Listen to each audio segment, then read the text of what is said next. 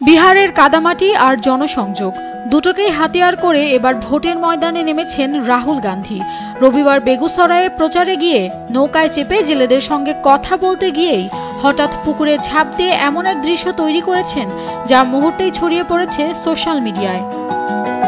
কাদামাখা জলে নেমে জেলেদের সঙ্গে গল্প, এমনকি জাল টেনে মাছ ধরা, সবটাই করলেন কংগ্রেস নেতা নিজে।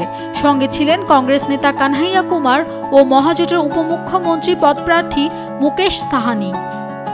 পদ্মা সেতু, মেট্রো রেল এবং এলিভেটেড এক্সপ্রেসওয়ে নির্মাণের গর্বিত অংশীদার বসুন্ধরা সিমেন্ট।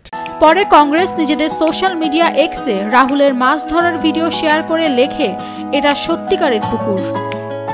তবে অনেকের মতে এই মন্তব্যতে প্রধানমন্ত্রী নরেন্দ্র মোদীকে কটাক্ষ করা হয়েছে। কারণ ছট পুজো উপলক্ষে মোদীর যমুনায় স্নান করার কর্মসূচি শেষ মুহূর্তে বাতিল হয়ে যায়।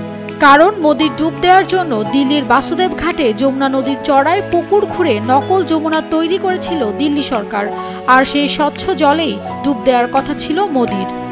তবে ঘটনাটি প্রকাশ্যে আসতেই কর্মসূচি বাতিল হয়ে যায়। কারণ রাহুলের এই যোগদান কেবল প্রচারের অংশ নয়, বরং রাজনৈতিক বার্তা হিসেবেই ব্যাখ্যা করা হচ্ছে। Nafisa Tasnim Ridhika, Daily Sun.